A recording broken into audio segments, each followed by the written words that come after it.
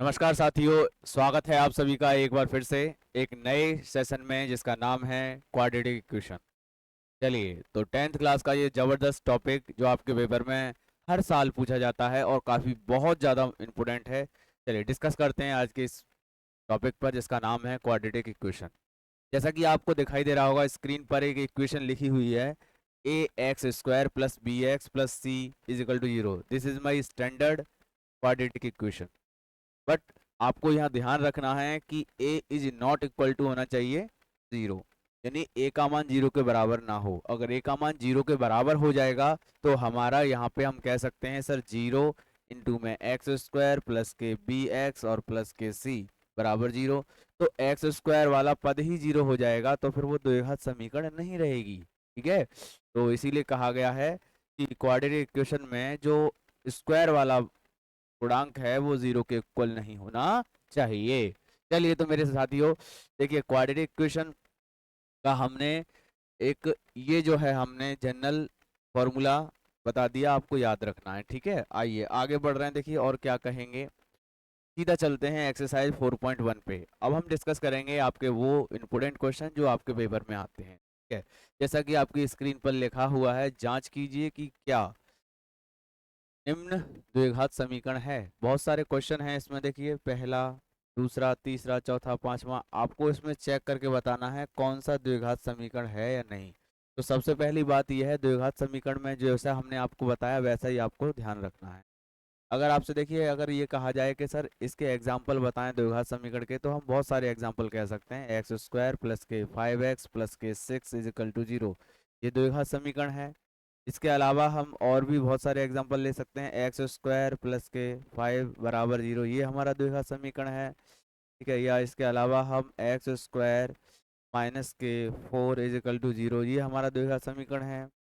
या हम इसको इस तरीके से भी लिख सकते हैं, एक्स स्क्वायर माइनस के रूट 3 बराबर जीरो, ये सारे हमारे कैसे हैं, द्विघात समीकरण है। ठीक है, आइए अब हम बात करेंगे। देखिए जैसे पहले प्रश्न को हल करेंगे बड़े आराम से। देखिएगा क्या कहा है, जांच कीजिए कि द्विघात समीकरण है या नहीं।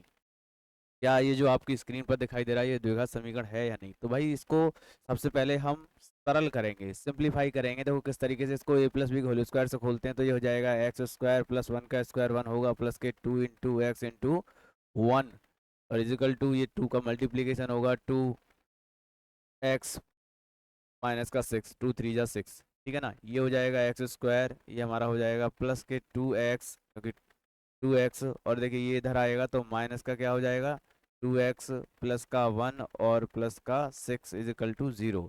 तो यहाँ से देखेंगे आप बड़े आराम से कि सर कुछ संख्या कट गई हैं। देखो 2x से 2x कट गया।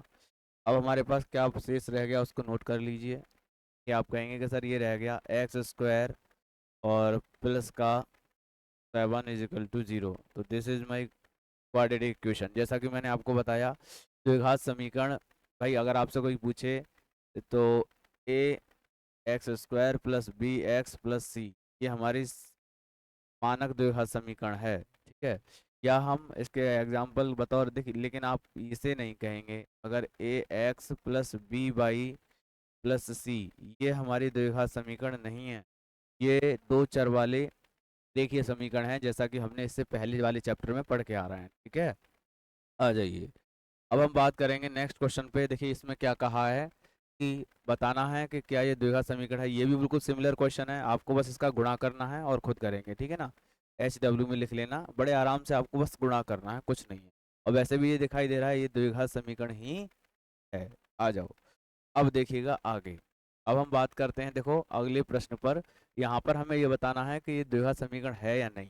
तो आपको देखो गुणा करना है पहले। जैसे मैं x का गुणा करूंगा x में तो एक्स स्क्वायर हो जाएगा, x का 1 में करेंगे तो x हो जाएगा, फिर 2 का x में करेंगे तो माइनस के 2x हो जाएगा, फिर हम 2 का 1 में करेंगे तो माइनस के 2 का 1 में कर रहे हैं तो माइनस का 2 हो जाएगा।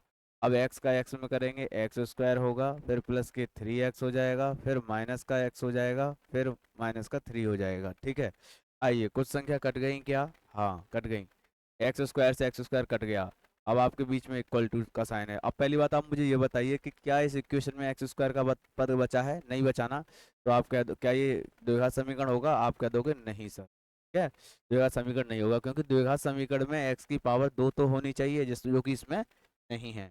आइए अब हम बात करते हैं, देखो इस क्वेश्चन को, देखो इस क्वेश्चन को भी हम हल करेंगे सेम, ये same to same question number third के जैसा है ना, ये क्वेश्चन नंबर सेम थर्ड के जैसा है, ठीक है, कर लेना, ठीक है, डू इट सेल्फ, ठीक है। आइए नेक्स्ट क्वेश्चन पे मूव करते हैं। देखिए इस क्वेश्चन में भी हमसे यही कहा है, ये भी आप खुद करेंगे, सिमिलर क्वेश्चन है बाकी के सभी, ठीक। आइएगा, देखो ये भी हमारा कुछ ऐसा ही है, बस आपको करना क्या है, इधर a माइनस बी का होल स्क्वायर खोलना है, ठीक है। आ जाओ, अब हम आगे बढ़ेंगे थोड़ा सा। हाँ भाई, यहाँ पर क्या कहा गया है, ये छठा सातवां प्रश्न है, इसमें कहा है a+b की पावर 3, तो भाई ये तो त्रिघातीय समीकरण हो गया, ठीक है। लेकिन ऐसे नहीं कहेंगे, पहले आप देखिए इसको हल करेंगे। जैसे देखो अगर हम कल के दिन इसको हल करने, ऐसे नहीं कह सकते हैं कि द्विघात समीकरण है या त्रिघातीय समीकरण है, पहले हम इसको हल करेंगे। जैसे कि देखो a+b का होल क्यू क्या होता है, a का क्यू प्लस b का क्यू, यानी 8 हो जाएगा, ठीक है, प्लस 3ab और ब्रैकेट में a+b x प्लस का 2, ये हो जाएगा, ठीक है। अब हम 2x का अंदर गुणा करेंगे, ये हो जाएगा 2x² 2x की पावर 3, और फिर हमारा हो जाएगा माइनस के 2x, इस तरीके से, ठीक। आइए अब हम यहाँ पर कहेंगे कि सर x की पावर 3 प्लस का 8, तो देखिए ये क्या हो जाएगा, प्लस के 6x और x प्लस के 2 बराबर 2x की पावर 3 माइनस के 2x, इस तरीके से, ठीक है। आइए अब आपको यहाँ दिखाई दे रहा है कि सर यहाँ x की घात 3 और यहाँ 2x की पावर 3, अगर आप इसको इधर लेकर आएंगे तो भी सर एक x की पावर 3 फिर भी रह जाएगी, तो ये द्विघात समीकरण ना होके कौन सा समीकरण हो जाएगा, त्रिघातीय समीकरण। कौन सा हो जाएगा, त्रिघातीय समीकरण, त्रिघातीय समीकरण हो जाएगा, ठीक है। समीकरण क्वाड्रेटिक इक्वेशन की जगह पर ये क्वाड्रेटिक इक्वेशन से एक ऊपर इक्वेशन हो जाएगा, ठीक है, या इसकी घात 3 होगी, ठीक है। आ जाओ, ऐसा ही देखिए ये है आठवां प्रश्न, इसको भी आप खुद करेंगे। आ जाओ नेक्स्ट क्वेश्चन पे मूव कर रहे हैं, देखो बहुत प्यारा सा क्वेश्चन है। क्या कहा है प्रश्न में, कहा है निम्नलिखित स्थितियों को द्विघात समीकरण के रूप में निरूपित करिए, यानी हल नहीं करना है आपको, हल नहीं करना है, केवल आपको निरूपित करना है इस एक्सरसाइज में। पहले मैं आपको इसमें एक्सरसाइज में निरूपित करके दिखाऊंगा, जैसे ही आप निरूपित करना सीख जाओगे देन आपको पता क्या करना है, फिर आपको इसी जब पहले आपको निरूपित करना है, देन दूसरी एक्सरसाइज में जैसे मूव करेंगे ना तो वहां पर वो सॉल्व करने के लिए कहेगा, जब हम इसको कर लेंगे उसके बाद में हम इसको सॉल्व करना भी आपको सिखाएंगे, लेकिन अभी हमको केवल निरूपित करना सीखना है। कैसे, द्विघात समीकरण के रूप में। कहा है निम्नलिखित स्थितियों को द्विघात समीकरण के रूप में निरूपित कीजिए। क्या कहा है, एक आयताकार भूखंड का आयतन 528 मीटर स्क्वायर है, ठीक है। एक आयताकार भूखंड का आयतन दे रखा है, इसकी लंबाई चौड़ाई के 2 गुने से एक अधिक है, तो भूखंड की लंबाई चौड़ाई ज्ञात कीजिए। लेकिन ये तो निरूपित करना है हमें, ज्ञात नहीं करनी लंबाई चौड़ाई, ठीक है। आ जाओ, तो आयताकार भूखंड के बारे में आप जानते हैं, सर आयताकार भूखंड इस तरीके से होता है, एक आयत की फॉर्म में है, एक लंबाई होती है और एक हमारी चौड़ाई होती है, ठीक है। और उसका आयत का जो एरिया होता है, जो क्षेत्रफल होता है, वो होता है लंबाई गुणा में चौड़ाई, ठीक है। आ जाओ, प्रश्न में क्या कहा है, आयताकार भूखंड का क्षेत्रफल, यानी हम यहाँ लिखेंगे according to question according to question L into B, is equal to 528, ठीक है, ये दे रखा है 528 मीटर, 528 मीटर स्क्वायर, ठीक है। फिर कहा है लंबाई चौड़ाई की 2 गुने से एक अधिक है, यानी लंबाई जो है, फिर आगे कंडीशन कहा है लंबाई जो है चौड़ाई के 2 गुने से एक अधिक है, ये हमसे कह दिया।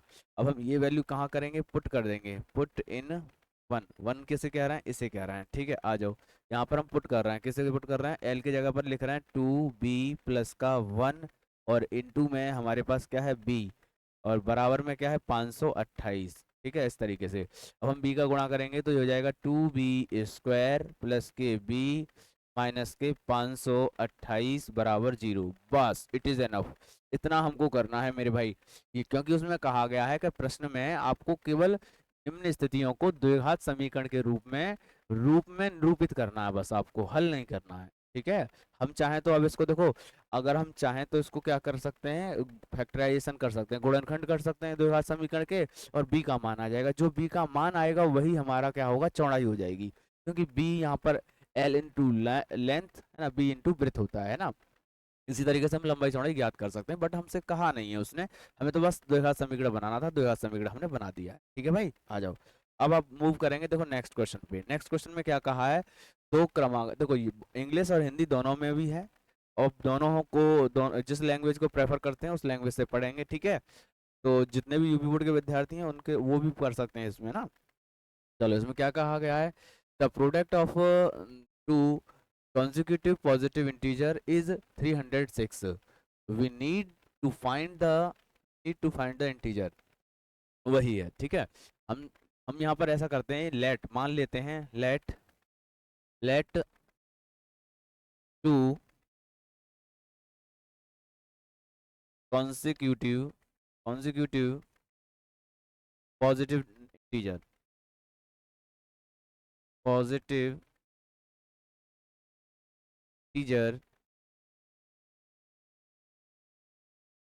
is x and x plus 1, ये हमारे पॉजिटिव इंटीजर हो गए। क्रमागत कहा ना उसने, कॉन्जिक्यूटिव है ना, तो फिर यहाँ पर लिखेंगे अकॉर्डिंग टू क्वेश्चन, कंडीशन क्या है कि दो क्रमागत धन पूर्णांकों का गुणनफल दे रखा है, यानी x और x प्लस 1 का मल्टीप्लीकेशन कर दो 306 के इक्वल, तो ये हो जाएगा x का x में गुणा करेंगे एक्स स्क्वायर, और प्लस का x और माइनस का 306 इज इक्वल टू 0। तो ये हमारे सवाल का सब आंसर हो जाएगा, सॉल्यूशन हो जाएगा, जो कि हमसे पूछा गया। द्विघात समीकरण के रूप में निरूपित करना था, द्विघात समीकरण के रूप में हमने निरूपित कर दिया है मेरे भाई। ठीक है, आइए अब जस्ट आगे बढ़ेंगे, देखिए नेक्स्ट क्वेश्चन पे मूव करेंगे, क्या कहा गया है अगले प्रश्न में, बहुत शानदार तरीके से देखिएगा, क्या बहुत अच्छे से देखिएगा क्या कहा गया है। ठीक, आइए। हाँ भाई, हमसे कहा है रोहन की माँ उसकी रोहन की माँ उससे 26 साल बड़ी है। जैसे अगर मान लीजिए रोहन है ना, अगर हम यहाँ लिख देते हैं रोहन, रोहन रोहन की आयु x है, तो उसकी मदर की आयु x प्लस के 26 है। ठीक है, 26 साल बड़ी है ना माँ, कहा है उसकी आयु उनकी आयु का गुणनफल अब से 3 वर्ष पश्चात इतना होगा, यानी फिलहाल प्रेजेंट में ये आयु है, 3 वर्ष पश्चात, तो आप लिखेंगे, देखो इंग्लिश में भी आप दे सकते हैं ना, कहा है Rohan's mother is 26 year old than him, यानी उससे 26 साल बड़ी है। The product of their age 3 year from now, यानी आज से 3 साल पश्चात, या हम कह सकते हैं कि वो कितनी हो जाता है उनका गुणनफल, 360 हो जाता है। ठीक है, तो हम यहाँ पर ये कह सकते हैं कि 3 साल बाद है ना, 3 साल बाद, 3 साल बाद क्या होगा मेरे भाई 3 साल बाद, देखो रोहन की आयु हो जाएगी हमारे पास, रोहन की आयु क्या हो जाएगी, रोहन की आयु हो जाएगी सर x प्लस के 3। ठीक है, और उनकी मदर की आयु कितनी हो जाएगी भाई, मदर की आयु हो जाएगी सर, इसमें 26 में 3 और जोड़ देंगे तो सर 29 हो जाएगी ना, ऐसे। अब आपसे कहा है अकॉर्डिंग टू क्वेश्चन कि सर इन दोनों का जो गुणनफल है, अकॉर्डिंग टू क्वेश्चन हमसे कहा गया है इन दोनों का गुणनफल जो है x+3 और x+29 इज इक्वल टू किसके इक्वल हो जाता है, 360 के इक्वल हो जाता है। अब आप बड़े आराम से इसको सॉल्व कर लेंगे, x का x में गुणा करेंगे एक्स स्क्वायर हो जाएगा, फिर प्लस के 29x हो जाएगा, फिर प्लस के 3x होगा, फिर देखिए आप 3 का मल्टीप्लाई करेंगे, 3 9 जा 27। ठीक है, 27 के 7, 2 इधर आ जाएगा, फिर 3 2 जा 6 और 2 8 हो जाएगा, इजिकल टू ये इजिकल टू की जगह पे ये 360 लेफ्ट में आएगा तो माइनस का 360 हो जाएगा इजिकल टू 0। तो देन हम यहाँ पर कहेंगे एक्स स्क्वायर प्लस के सर 3 जोड़ देंगे सर, इसमें हो जाएगा हमारे पास 32x प्लस, देखिए अब हम यहाँ से 360 में से माइनस कर लेंगे। ठीक है, तो हमारे पास बचेगा क्या, देखो 1 कैरी लेंगे तो यहाँ 3 बचेगा, यहाँ हमारे पास बचा 15, 15 में से 8 जाएंगे मेरे भाई कितने बचेंगे 7। ठीक है, 15 में से 8 जाएंगे कितने बचेंगे 7, अब हमारे पास यहाँ कितना बचा है भाई 2, तो हम यहाँ पर इस तरीके से उतार लेंगे 2 माइनस में आएगा क्योंकि माइनस की संख्या बड़ी है, माइनस के 273 इजिकल टू 0। इस तरीके से हमारे ये भी द्विघात समीकरण का रूप बन गया है। ठीक है भाई, आ जाओ नेक्स्ट क्वेश्चन पे मूव करेंगे भाई, बहुत ध्यान से देखिएगा। क्या कहा है, एक रेलगाड़ी 480 किलोमीटर की दूरी समान चाल से तय करती है ना।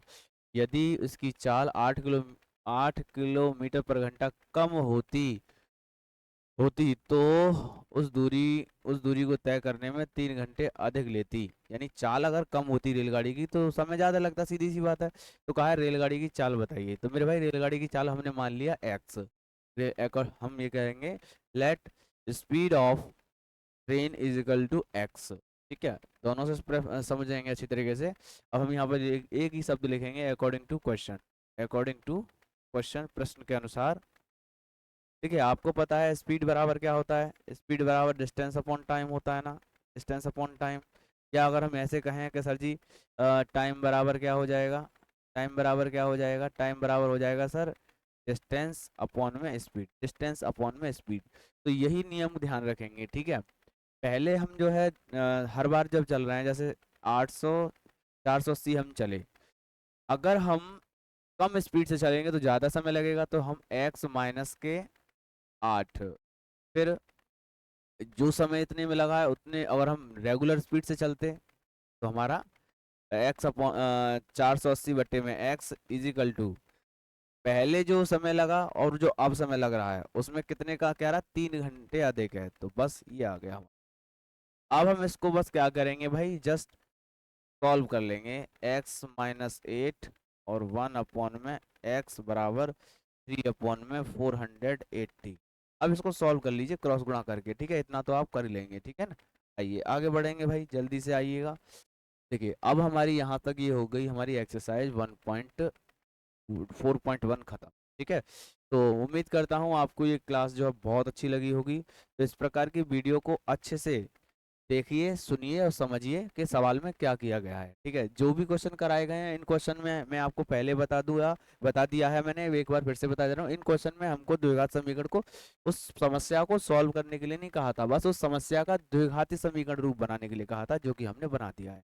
उम्मीद कर रहा हूँ कि आप जो इसी तरीके से पढ़ते रहेंगे, और वीडियो अच्छी लग रही है तो आगे तक शेयर करेंगे, वीडियो को लाइक करेंगे, और हमारे चैनल को कोशिश करेंगे ज़्यादा से ज़्यादा शेयर करने की। तब तक के लिए जय हिंद, वंदे मातरम।